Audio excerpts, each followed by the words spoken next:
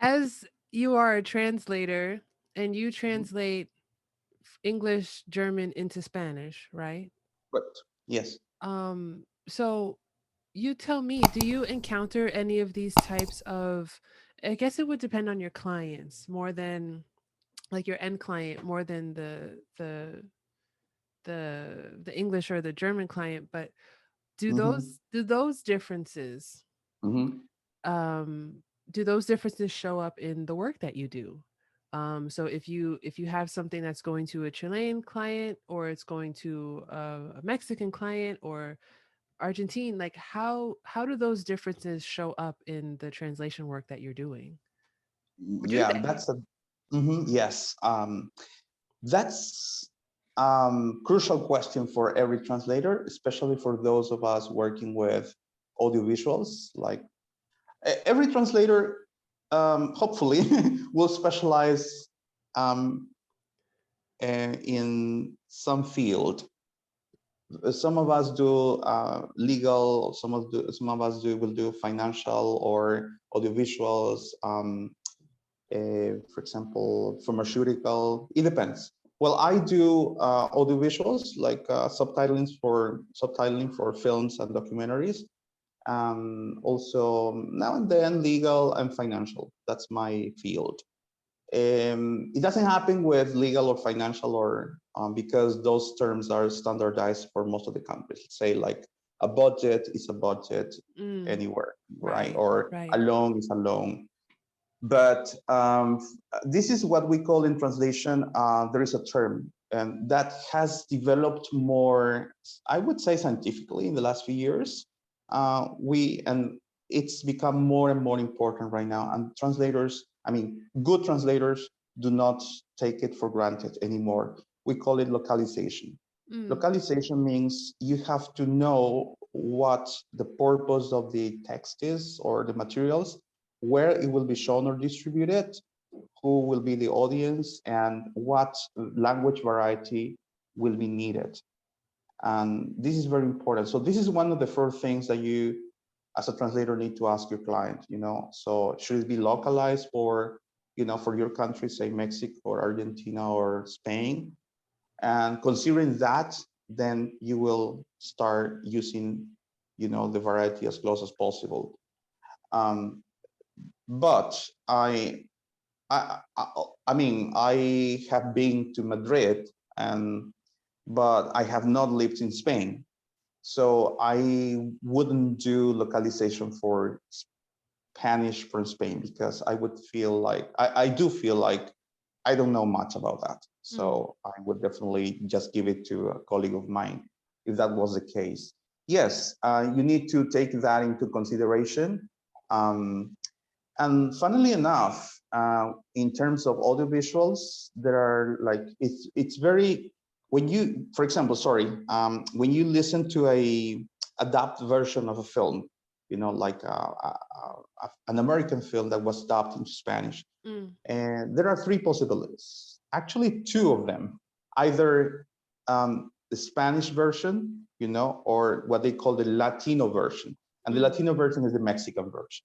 mm. So for every single film dubbed, I don't like dubbed versions. I prefer subtitles. But if that was the case, there is the version dubbed in Spain and the version dubbed in Latin America. And the version dubbed in Latin America is almost always Mexican Hmm. because, like I said, it's 120 million out of the 450 million Spanish speakers. So that's Yeah. 20% of 25% of the people. I Mm, think that's fair enough. And in the past, it's not being done much right now because of the financial crisis in Argentina. I guess interpreters do not want to accept law offers, or they moved. I mean, good interpreters just moved elsewhere, or good translators are living elsewhere. But in the past, Argentina was a good, it was the place where dubbing was being made. So mm, there used to be another dubbing made in Argentina for the Argentine market. Now, it, well, not surprisingly, the three biggest industries in terms of films and television are Spain, Mexico, and Argentina, and also because they are the more mature markets. They started with making films much earlier than the rest of the other countries. I see. Uh-huh. Okay. Uh-huh.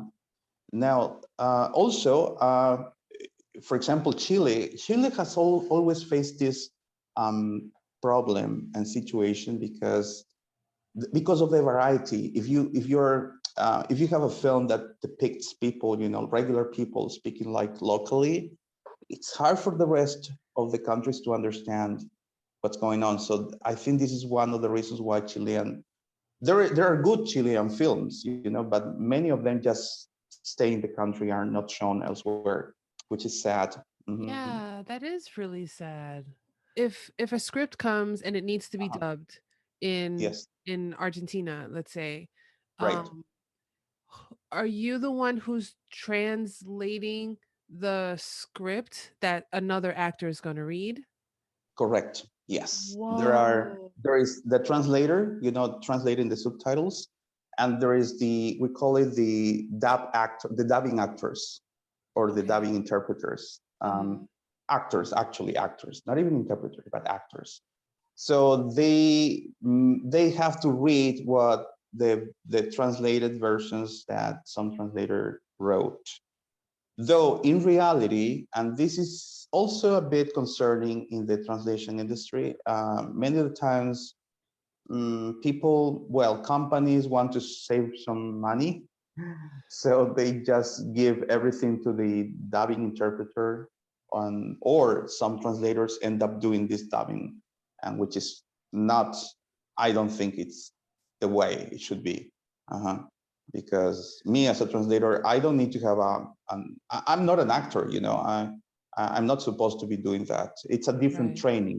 It You have is. to work with your voice and your pauses and your breathing, and that's not something I'm comfortable with. But I just did it once, and I think it was okay, but it was an emergency. Now, how did you decide that you wanted this to be your specialty? How did you get into audiovisual Oh, and what do you love about it?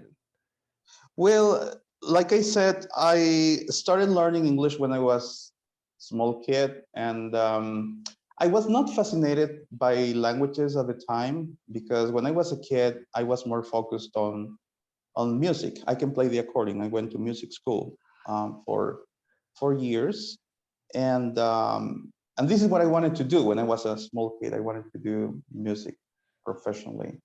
But then I remember there was a show every year. I cannot recall the name of this man. Um, he was on television, and he used to do the interpretation for the Oscar Awards every year on local television. Oh. Yeah, and I could hear, like the original version behind his voice, and I was intriguing. I was interested, and said like, well, maybe I would like to do that. That was the very first time I thought about it, and but I had no idea whatsoever of what the training would be like. And then by the time I was in high school, I started learning a bit of other, like I took up French, which was not obligatory, but I wanted to learn it. I was good at it. And I remember my my mother signed me up for a French class after school because she couldn't put up with me at home because I was so impatient, I was trying to do something else, She said, okay, I'll sign you up with in French. And then it was a bit of German and a summer school. And then I thought, well, this is what I want to do. And many people think like some of us have a gift for languages, Mm, but I don't see it as a gift. I see it as a passion, which is different. A gift is something that you receive from God and which you're given, I would say, like something supernatural. But that's not the case because if I have to recall how much work I had to put into language learning, I would say it's been thousands of hours. It's been there were times, especially when I was learning, maybe not with French, but when I was learning German, that I felt stupid, and well, I didn't cry, but I had to I sit, did. I had to sit, at my desk and grab a dictionary. And I'm talking about the times when we didn't have the internet Mm, or word reference or we couldn't access to things so quickly as I today. remember, yeah. So I had to grab a dictionary, I had to grab a pen and start doing translation, a lot of translation, had to memorize a lot of irregular verbs, make mistakes. So I thought I already had an advantage because by the time I was applying to college, I was already functional in English. I had already learned some basic German. So I thought, well, it's not gonna be painful, with the languages per se. But I thought, well, this is something like I feel comfortable with doing, and something like that I feel passionate about. And I thought like it was. I still had the image of this man on television, doing the interpretation for the Oscar awards, and I was naive at the same time because during my what do you call it, my freshman year, I used to think like, well, maybe someday, I'll be good enough and work at the or some Mm. place like that, but I wouldn't do it now. It's too much stress. I would hate it. So, like I said, at the time when I started, translation studies, I didn't think there were so many opportunities. I just thought like, oh, it's gonna be the UNO, but no, there's more than that. And I didn't think about the films. I used to. There was a period where I was doing, where I was being given lots of Bollywood films. Mm. I love Mhm. Bollywood. So yes, and so I had to do them they had already been translated from Hindi into English. So I Okay. was doing the English into Spanish version. And that was good. I got to That's see, I got to be the first one to see the film, for the rest. So yes, and well, going back to the question, I thought about it like, because I was inspired by some celebrity on television whose name I can't recall right now, but I thought his work was amazing. It looked like magic to me. I mm. didn't understand how he could do that, but yeah, that was the reason. That was the main reason. I think it's really interesting that I also started learning Mhm. languages before the internet was in our pockets every day and we had so many resources. And I remember, I've said this on other episodes, but I remember growing up and like I loved languages and I wanted to learn so many different languages. And I remember not knowing what was out there, not knowing what options were available. And the only thing, especially because I'm in New York City, I remember my mom used to say something like, you could be an interpreter at the United Nations, at the UN. And it's weird, like when you're a kid and that's like your only like option, you're not really excited about it because it's like, you know, how many interpreters do they need? Like, how many translators do they need, and stuff like that. Mhm. So I guess, excuse me, this is my way of asking you, since you Mhm. have been in the translation business for such a long time and you have noticed it change, from when you had to get the dictionary to now. I'm sure you have many Yes. tools to your digital tools to your advantage. Mhm. um how has it gotten better for you? How has it gotten worse for you? Or neutral, maybe just how is it different in general, in the way and the manner and the ease and the speed at which you're able to do your job? It has absolutely gotten better, and I think it'll be getting better and better in time, because now we have online tools and we have quick access to so many sources. We can interact with other colleagues. For example, if I'm translated something from English into Spanish, and I come across some idiom or phrase that I've never heard or seen, And even though I've been, exposed to English enough to try to figure out some things, there's still some things that some expressions that have to do with cultural aspects, or maybe they are reference to someone who's really popular in some region in the US, but have no meaning whatsoever in the rest of the country, let alone in South America.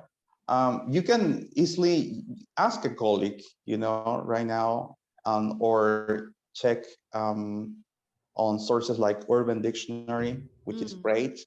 And these things didn't exist, when I was at university.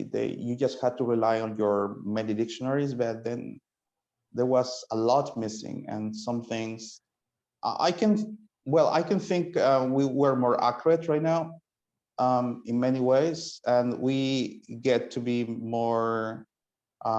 We get constant feedback from other colleagues, but the tools we're using right now are much more reliable and essential. It's much faster what we're doing right now. There are some tools we call CAT, like computer assisted translation, and it's not Google Dictionary, just in case. No, not at all. But it's something more sophisticated than that. Basically, you just put the text in there, and you have a database with words related to the field, but you need to supervise that. You need to double check everything before Mm. you deliver, or before you hand in what you have translated. It's not the same thing, to translate say a transactional letter from between two friends, or and translating say divorce paper. Mm.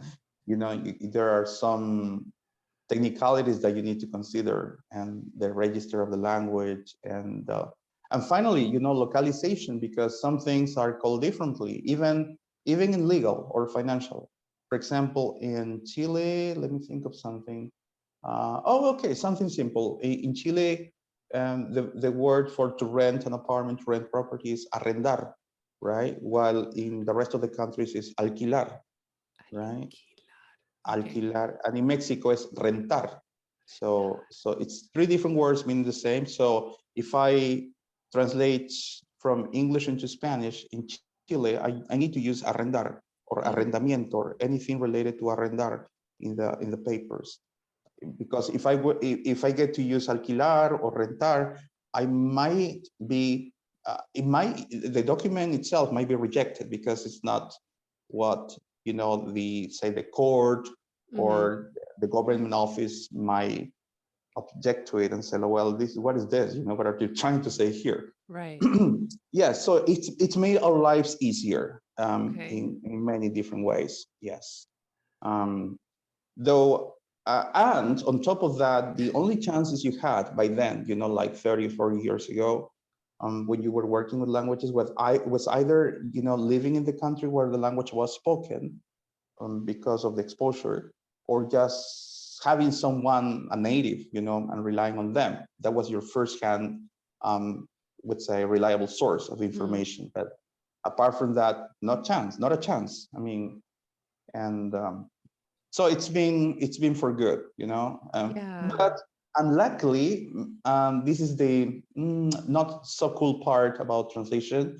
Well, our profession, our work is still considered as non-essential in many ways, and many people say, well, why should I pay a translator if I can use Google Translate, or if I can use this online translation tool? Mm-hmm.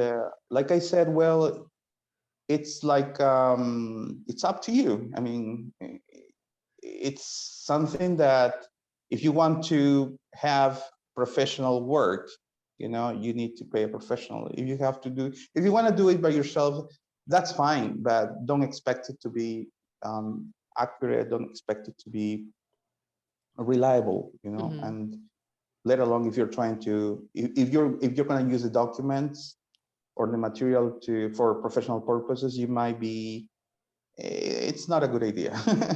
It's Mhm. not. It's not. And I think Google Translate is a good tool for if you already know the language or you already know like some nuances of the language, you can maybe use it as a base. Like if you're not professional and you're just trying to translate something, you know, to send Mhm. an email like really quickly to a client or something. Um, but the thing that I always encounter with Google Translate is like they won't tell you the difference between a familiar and a formal form Mhm. of the verb you, like the of the word you. So like in French, for example, you'd get du or you'd get vous, and they always Correct. default to the familiar form. They don't, you Mhm. know, if you're just trying to send a text really quickly, Mhm. um, you know, and you don't really want to be formal. So I'm really championing translators, and I think that the work that you all do is irreplaceable. Um, and technology, I hope people realize it makes your jobs easier, but it doesn't replace you and doesn't replace the work that you do because we need translators. We need you guys. Yes, we do. Yes, we do.